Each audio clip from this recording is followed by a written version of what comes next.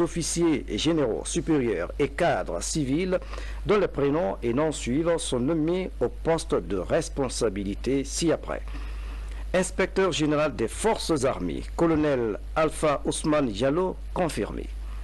Inspecteur général adjoint des forces armées, colonel Abdoulaye Keïta, confirmé.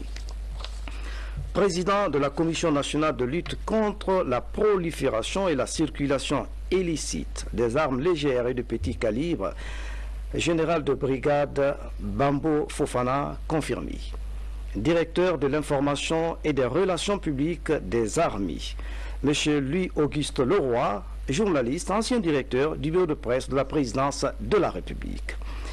Directeur adjoint de l'information et des relations publiques des armées, lieutenant-colonel Bakary Kourouma, presse militaire. Article 2, le présent décret qui abroge toute disposition antérieure contraire prend effet à compter de sa date de signature et sera enregistré et publié au journal officiel de la République Conakry, 19 février 2015, signé professeur Alpha Condé, chef de l'État. Et puis ce message, départ à son Excellence M. Alaji Dr Yaya Jammeh, président de la République de Gambie-Banjul. Excellence, Monsieur le Président, la célébration de la fête de l'indépendance de votre pays m'offre l'occasion d'adresser au peuple et au gouvernement gambien et à vous personnellement mes sincères félicitations ainsi que celles du peuple et du gouvernement guinéen. Je voudrais saisir cette heureuse occasion pour vous renouveler ma ferme détermination à œuvrer avec vous au raffermissement et à la consolidation des liens fraternels, d'amitié et de coopération existants entre la République sœur de Gambie et la République de Guinée. Veuillez agréer, Excellence, Monsieur le Président et chers frères, les vœux ardents de vigoureuse santé et de succès que je formule pour vous-même ainsi que ceux de paix, de bonheur et de prospérité pour le peuple frère gambien. Très haute et fraternelle considération, signé professeur Alpha Condé, président de la République, chef de l'État. Dans l'actualité encore, l'Union européenne vient d'octroyer un important lot de matériel informatique à l'Institut national de la statistique et à 4 autres départements ministériels, ce dont devrait permettre aux bénéficiaires de recueillir des données fiables pour faciliter la planification de la politique de développement du gouvernement. Younoussa Tawel Kamara. Ce don s'inscrit dans le cadre du projet de renforcement des capacités statistiques avec pour leitmotiv le suivi de la réduction de la pauvreté. D'une valeur de 110 000 €, ce matériel est destiné au département de la santé, de l'enseignement supérieur, l'enseignement préuniversitaire et l'enseignement technique, ainsi que l'Institut national de la statistique. C'est un accompagnement de l'Union européenne. Tout comme les ministères sectoriels et les autres PTF, ont de plus en plus besoin de statistiques fiables et disponibles dans les délais pour assurer un pilotage et un suivi efficace de la mise en œuvre des politiques publiques. Le projet PARC a enregistré des avancées, notamment l'élaboration de l'avant-projet de la loi statistique et sa promulgation, la visibilité des statistiques à l'INS et l'accompagnement du 3e recensement général de la population et de l'habitation. Outre le matériel, l'INS a désormais son site web. Ces équipements sont venus à un bon moment où l'Institut national de la statistique, qui est en train de réaliser une très grosse opération qu'on appelle le recensement général de la population et qui réalise également d'autres opérations de collecte dans le cadre de la production des indices de prix, des indices harmonisés et aussi au niveau de certains documents de recherche comme les enquêtes démographiques et de santé, les enquêtes à indicateurs multiples. Et donc, c'est des équipements qui vont renforcer les capacités de l'Institut national de la statistique afin de répondre de manière efficace et efficiente sur la demande des données de qualité, des données fiables que le gouvernement assigne à cet institut. Si des efforts sont en cours dans le domaine statistique, on note cependant quelques défis à relever. Nous devons exister maintenant physiquement. Il faut qu'on ait un siège. Un institut sans siège n'est pas encore un institut. Il faut qu'on ait notre conseil d'administration. Il faut qu'on ait, aussi le Conseil national de la statistique. Ce sont ces organes-là et ces infrastructures qui vont donner la personnalité de l'Institut national de la statistique. La planification de la politique de développement dépend des données statistiques fiables et disponibles. Et puis ce reportage qui vient de nous parvenir à l'instant même, le Conseil des ministres s'est tenu ce jeudi sous la haute autorité du chef de l'État, professeur Alpha Condé. Plusieurs sujets étaient à l'ordre du jour. Écoutons le porte-parole du gouvernement, Damata Albert Camara, ministre de l'Enseignement technique et de la formation professionnelle. Sous la haute présidence de son Excellence le professeur Alpha Condé, président de la République, le Conseil des ministres a tenu sa session ordinaire ce jeudi 19 février 2015 de 10h à 12h autour de l'ordre du jour suivant. 1. Message de son Excellence Monsieur le Président de la République. 2. Compte rendu des sessions ordinaires du Conseil interministériel tenu les 10 et 17 février 2015. 3. Décision. 4. Divers. Au titre du premier point de l'ordre du jour, le chef de l'État a renouvelé son appel à la vigilance et à la sensibilisation pour la réussite de la campagne contre l'épidémie Ebola. Il a demandé qu'une session du Conseil des ministres soit consacrée à l'harmonisation de la programmation, de l'exécution et du suivi-évaluation des investissements publics afin que les projets d'investissement bénéficient d'une meilleure diligence. Le chef de l'État a invité le gouvernement à prendre les dispositions nécessaires pour la mise en place ou la régularisation des conseils d'administration au niveau des établissements et entreprises publiques concernés. Il a invité les membres du gouvernement à collaborer avec les médias publics et privés pour une circulation optimale de l'information. Dans la perspective de la conférence du 3 mars à Bruxelles consacrée à l'après-Ebola, le président de la République a demandé une large implication de tous les acteurs concernés par les travaux préparatoires. Au titre du deuxième point de l'ordre du jour, Monsieur le Premier ministre, chef du gouvernement, a fait un compte-rendu détaillé des sessions ordinaires du Conseil interministériel tenues les 10 et 17 février 2015 comme suit. Pour la session du 10 février 2015, au titre des communications, le ministre des Droits de l'Homme et des Libertés publiques a fait une communication relative au passage de la Guinée à la 21e session de l'examen périodique universel dans le cadre de la promotion et de la protection des droits de l'homme.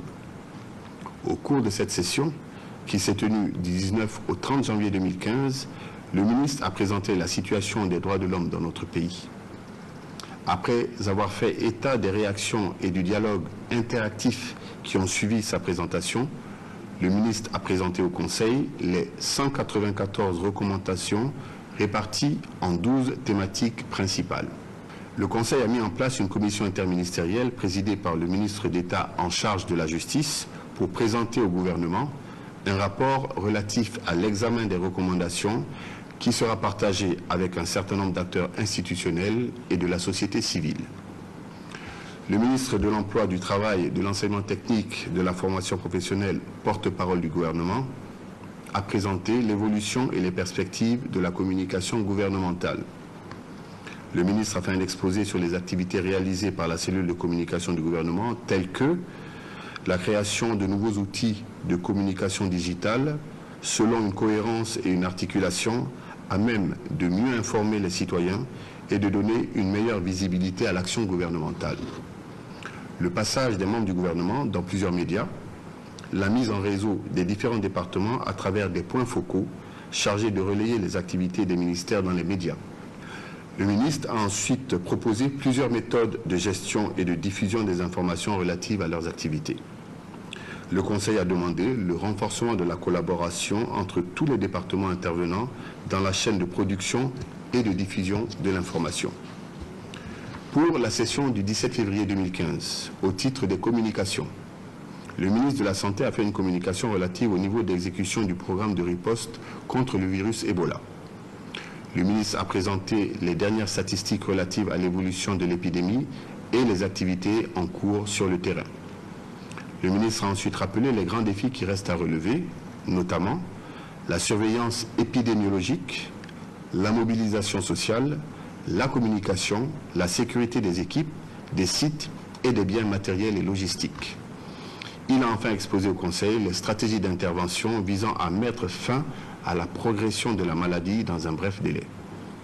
Au terme des débats sur les différentes questions suscitées, le Conseil a décidé de la poursuite de la mission des membres du gouvernement à l'intérieur du pays pour impulser l'implication des collectivités locales et autorités administratives en vue d'éradiquer l'épidémie à virus Ebola sur tout le territoire. Le ministre d'État, ministre de l'Économie et des Finances, a présenté une communication relative aux préparatifs de la conférence de Bruxelles du 3 mars 2015. Cette conférence est initiée par nos partenaires internationaux pour trouver les moyens de la relance socio-économique post-Ebola. Le ministre a expliqué que les travaux préparatoires permettront de présenter un plan de relance suffisamment abouti pour permettre de trouver les moyens de sa mise en œuvre. Ils permettront d'obtenir un diagnostic macroéconomique et sectoriel selon une méthodologie qui s'attachera à évaluer les chocs subis par notre économie, la vulnérabilité des différents secteurs socio-économiques, les réponses politiques, les risques et les besoins. Le Conseil a demandé la poursuite des travaux préparatoires en tenant compte du calendrier de la conférence et des objectifs à atteindre. Avant de lever la séance, le Président a donné de larges informations sur l'actualité internationale et notamment les travaux de la réunion des chefs d'État de la Mano River Union du 15 février 2015. Le Conseil des ministres. La lutte contre la fièvre hémorragique à virus Ebola. Le gouvernement guinéen multiplie les contacts. Ce soir, le Premier ministre, chef du gouvernement, a conféré avec les détenteurs des cabinets et cliniques privées de Conakry, compte rendu signé Ousmane Bangoura et Kabassouma. Cette rencontre d'échange d'idées et d'informations du Premier ministre Mohamed Saïd Fofana avec les détenteurs des cabinets et cliniques privées de la capitale s'inscrit dans la lutte contre la fièvre hémorragique à virus Ebola. Ces cadres venus des différents quartiers de Conakry s'engagent à accompagner le gouvernement dans sa campagne Zéro Ebola en 60 jours. Nous sommes déterminés à 100%, à la fois pour le gouvernement, mais surtout pour la population. Nous sommes là pour eux, nous sommes là pour aider ces gens. Alors c'est vrai que nous sommes en première ligne face à la réception de ces patients. Nous savons ce qu'il faut faire. C'est vrai que nous avons besoin d'appui et c'est ce que nous avons exprimé aujourd'hui, cet appui-là. Et je pense que si nous avons cet appui, la lutte sera encore plus efficace. Dans cette lutte, le secteur privé n'attend pas qu'on les appelle. Parce qu'à partir du moment où ils sont installés pour veiller sur la santé de la population, quand il y a une maladie de ce genre, chacun doit se lever pour venir lutter ensemble contre cette épidémie. Parce que d'une part ou d'autre, ils seront affectés. S'ils ne sont pas affectés parce qu'il y a eu des morts de médecins, ils seront affectés parce que leur clientèle va baisser. Le Premier ministre, chef du gouvernement, a au nom du chef de l'État demandé l'implication du personnel soignant évoluant dans les structures privées. Ebola n'est pas une affaire du gouvernement seul, c'est une affaire de la Guinée. Les conséquences se ressentent à tous les niveaux. C'est pour ça que je voudrais réitérer encore cet appel du chef de l'État à l'endroit de vous autres qui avez un devoir sacré de donner la vie aux populations. Nous avons décidé désormais de criminaliser certains actes liés à la riposte contre l'Ebola, notamment le fait de retenir un malade. Et vous avez lancé tous un appel solennel pour que chacun joue sa partition. Le Premier ministre a mis à profit cette rencontre pour rappeler aux agents de ces structures sanitaires à jouer leur rôle régalien, celui de protéger les populations, tout en renforçant la vigilance. Le ministère de la Ville et de l'Aménagement du Territoire vers l'organisation des États généraux sur la gouvernance foncière. Une rencontre se tient à cet effet ici à Conakry. Elle regroupe tous les acteurs impliqués dans la gestion foncière. La démarche devrait aboutir à la mise en place d'un système visant à limiter les conflits domaniaux. Reportage signé Saint-Martin. La Guinée reste confrontée à de réels conflits fonciers. Le constat est perceptible aussi bien en milieu urbain que rural.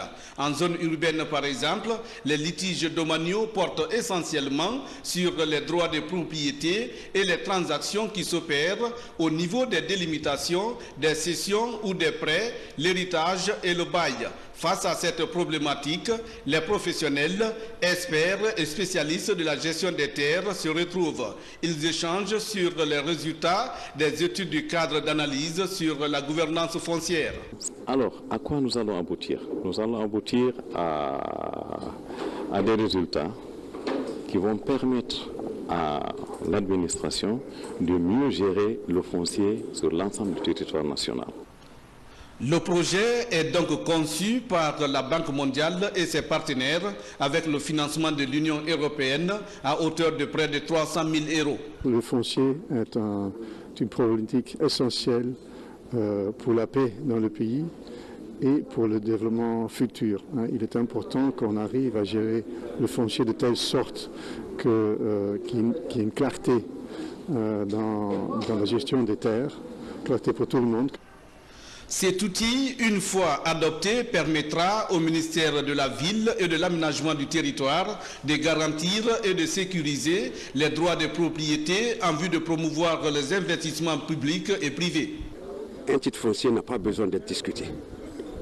Il n'a même pas besoin d'être renvoyé à la justice. S'il est dûment établi, il est correctement établi, il est légalement établi, on n'a pas besoin d'envoyer quelqu'un qui a un titre foncier et celui-là qui n'a pas de titre foncier à la justice pour aller les juger. Mais il faut d'abord que nous-mêmes qui faisons ces titres fonciers, que nous leur donnons leur importance. Nous tenons à leur importance et qu'on sache que c'est un élément fondamental dans la gestion foncière. À travers les indicateurs des 9 panels axés essentiellement sur la gestion du foncier, les causes de conflits et les mécanismes de résolution de ces litiges, le ministère en charge des domaines entend améliorer l'aménagement territorial, le développement urbain et le climat social. Comment réduire la pauvreté et la vulnérabilité des enfants? La question préoccupe l'État et ses partenaires. Un document cadre de mise en œuvre de 12 engagements du gouvernement est en élaboration. Il s'agit de trouver des stratégies efficaces pour apaiser la souffrance des enfants. Voici le reportage de Mohamed Camara. Cette rencontre nationale d'élaboration du plan de mise en œuvre des 12 engagements du gouvernement en matière de réduction de la pauvreté et la vulnérabilité des enfants en Guinée regroupe des acteurs en charge de la protection des enfants et les cadres du ministère de l'Action sociale. La démarche vise à produire un document cadre de mise en œuvre des engagements du gouvernement en vue de réduire la vulnérabilité et la pauvreté des enfants en Guinée. Nous sommes dans le processus de plaidoyer qui est donc initié par le ministère de l'Action sociale, qui consiste donc à faire en sorte que l'ensemble des sectoriels, l'ensemble des partenaires puissent davantage accorder une attention aux enfants, notamment ceux dont la situation interpelle la solidarité et surtout l'engagement de chacun et de tous.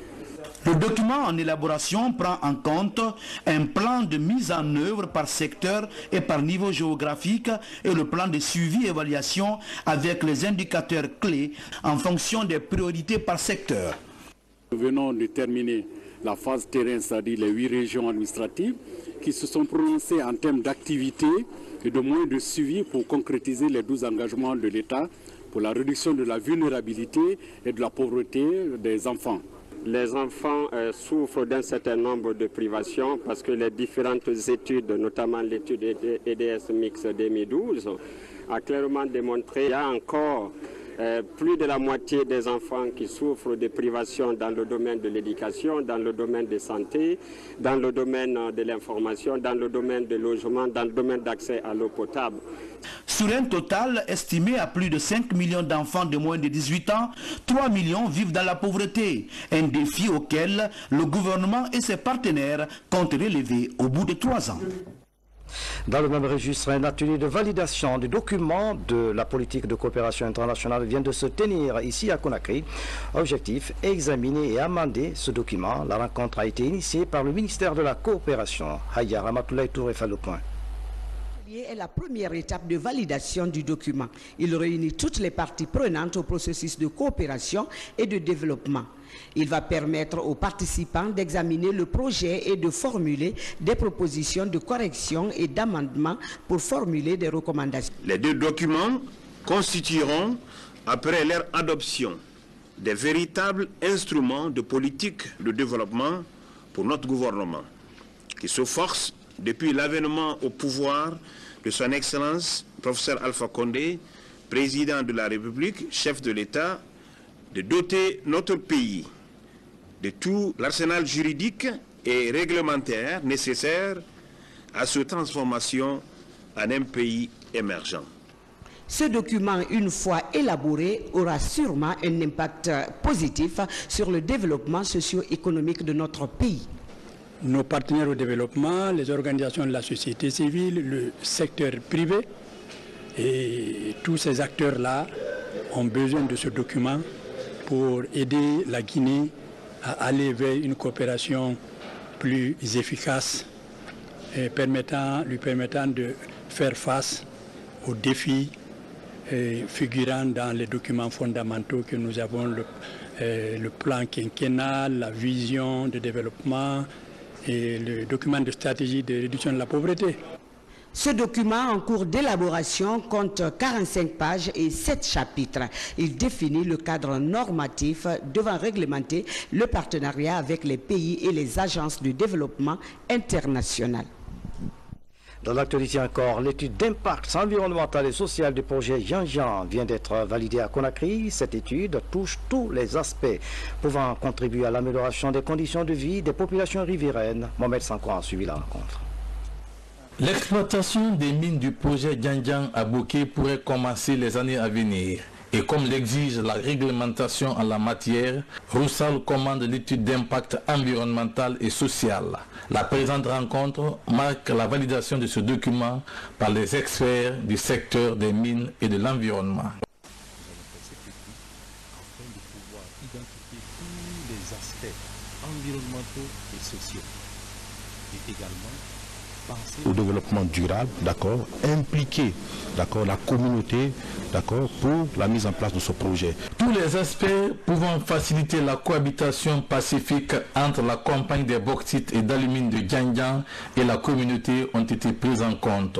Il s'agit notamment de la construction des infrastructures sociales, de l'aménagement des plaines et de la formation des cadres. Chaque projet, avant d'être mis en œuvre, et pendant sa mise en œuvre, observe les règles strictes de l'environnement et assure la cohabitation entre les riverains et le projet.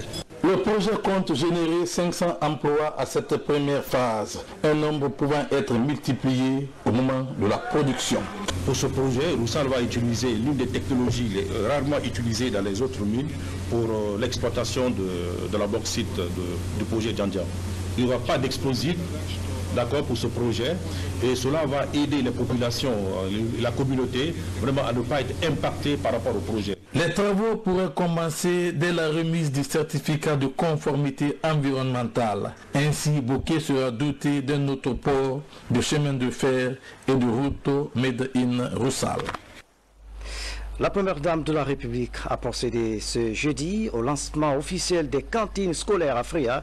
15 écoles primaires bénéficient de ce projet du PAM, Programme alimentaire mondial, avec l'appui du Canada et du Japon. Aya Yenekonde a également offert des vivres aux familles des victimes d'Ebola. Ensuite, Toumani Kamara reviendra en détail dans nos prochaines éditions d'information. Les femmes des départements ministériels, du secteur privé et de la société civile étaient hier chez la première dame de la République. La rencontre a permis d'échanger sur la lutte contre le virus Ebola et la consolidation de la paix en Guinée. Haya Adama Magasuba, reportage. Elles sont venues des différents départements ministériels, du secteur privé, de la société civile, des institutions républicaines, bref, des femmes de tous bords pour échanger avec l'épouse du chef de l'État sur les questions qui les préoccupent. C'est la secrétaire générale du ministère du Commerce, porte-parole des femmes, qui a planté le décor de la rencontre. Madame Haga Hawa Keïta a rassuré la première dame de la République de leur engagement à raffermir l'unité nationale. Nous savons aujourd'hui en Guinée que les femmes guinéennes sont braves. Économiquement, elles font beaucoup d'efforts pour rehausser, pour soutenir leur famille, malgré la pauvreté qui s'est féminisée dans notre pays.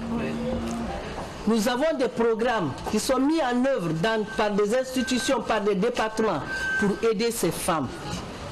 Nous savons aussi que ces femmes sont souvent laissées pour compte. Quand vous prenez dans les nominations, quand vous prenez, même au niveau de l'Assemblée, vous verrez que le quota n'a jamais été respecté. Aujourd'hui, elles sont venues vers vous, elles n'ont pas attendu que vous les appeliez. Elles sont tout de suite venues, elles se sont organisées, ces belles dames, elles sont venues vers vous pour vous soutenir, pour vous dire qu'elles sont là. Vous pouvez compter sur elles. Nous allons faire un programme, nous allons faire un plan de travail qu'on va venir vous présenter. Donc prochainement, comme elle l'a dit, vous allez voir les femmes, mais avec des actions concrètes. Après avoir dénoncé la faible représentativité des femmes dans les différentes instances de l'État, les porte-paroles des femmes ont aussi flétri la pauvreté avant de rappeler que le virus Ebola a engendré beaucoup d'insuffisances sur le plan économique, ce qui, selon elles, féminise de nos jours la pauvreté. Nous souhaiterons déjà que les femmes se mettent ensemble pour combattre ces rumeurs afin que l'école puisse exister. Donc il est important qu'on se mette vraiment ensemble pour pouvoir booster cette maladie hors de nos frontières. Satisfaite de cette démarche des femmes, la première dame de la République a réitéré sa disponibilité et son engagement à appuyer les femmes de Guinée afin de leur offrir de meilleures conditions de vie. Ensemble, nous pouvons... L'administration générale des grands projets et la direction du projet Caleta poursuivent la formation des techniciens en hydroélectricité. Il s'agit de renforcer la capacité de gestion des ouvrages hydroélectriques de Caleta et d'autres en construction. Nabi Kamara signe son reportage. Formation et de perfectionnement des techniciens impliqués dans les projets hydroélectriques en Guinée comme celui de Caleta. C'est pour les outiller aux meilleures méthodes de conception, de réalisation et d'entretien des barrages. C'est Tractebel Engineering, le bureau chargé du suivi et du contrôle du projet Caleta, qui en est l'initiateur. Pour qu'un ouvrage soit réalisé, en plus de l'aspect technique, il faut savoir aussi gérer son contrat, savoir comment on règle un contrat, comment on règle un entrepreneur, comment on règle une réclamation, quels sont les droits et les devoirs de chacun. L'entrepreneur a des droits et des devoirs et aussi le maître d'ouvrage a des droits et des devoirs. Et c'est le respect un petit peu de ces clauses qui font qu'un projet peut être un succès ou peut être un échec. Et justement, les participants à cette formation reconnaissent la qualité des cours reçus. Ça a été un réel succès par rapport d'abord aux connaissances déjà acquises. Ça a permis non seulement de consolider ce qui était là, mais ça nous a permis d'ouvrir et de comprendre le mécanisme d'aménagement des sites. Et mieux de comprendre aussi ce qui se fait à Caleta, parce que tous les exemples sont pris sur le projet de Caleta. C'est en cela que l'administration générale des grands projets et marchés publics se félicite de l'organisation de ces modules de formation à l'intention des techniciens de l'énergie qui seront les futurs gestionnaires des différents barrages dans notre pays. Ces 2 ou 3 jours nous ont vraiment permis d'être encore mieux outillés sur les concepts et sur les principes, tout comme sur ce qu'il y a à faire, en tout cas en ces domaines-là. Ce 3e module de formation en hydroélectricité a traité également des aspects risques, coûts, planning et sécurité des contrats des projets hydroélectriques. 3500 partenaires de santé sont en formation au CHI de Donka sur le mode de contrôle et de prévention du virus Ebola. C'est dans le cadre du programme de survie de la mère et de l'enfant. La formation se tient à l'initiative de l'USAID en collaboration avec le ministère de la Santé publique. Suivez le reportage de Mohamed Amin Kamara. l'USAID, à travers Giras Paigo, lance le programme de survie de la mère et de l'enfant face à l'épidémie d'Ebola. Ce programme a 2 composantes. Il y a une composante clinique qui consiste à former le personnel de santé. Je dis personnel de santé, il s'agit des prestataires de soins et le personnel de soutien. Et aussi il y a une composante communautaire qui consiste à faire le suivi des contacts. Et ce programme est exécuté par 2 partenaires, à savoir Jipaigo et Save Children. Malgré que la menace d'Ebola persiste, il faut qu'on termine avec Ebola. Malgré ça, il faut commencer la réhabilitation permanente institutionnelle du système de la santé publique en Guinée. Et avec ça, il faut laisser les structures ad hoc, parce que jusqu'à aujourd'hui, nous avons lutté contre Ebola avec une structure très efficace, mais ad hoc, avec une forte participation des internationales et des Guinéennes. Plusieurs prestataires de santé renforcent leurs compétences en matière de contrôle des infections et les pratiques de prévention au compte du programme. Un pool de formateurs nationaux est mis en place pour former et soutenir le personnel de santé. Comme Ebola est une maladie qui a un impact négatif sur la survie de la mère et de l'enfant, donc nous formons le personnel médical aussi par rapport à la prise en charge de ces femmes-là lorsqu'elles sont atteintes d'Ebola. Mais surtout, c'est la prévention qui est surtout importante.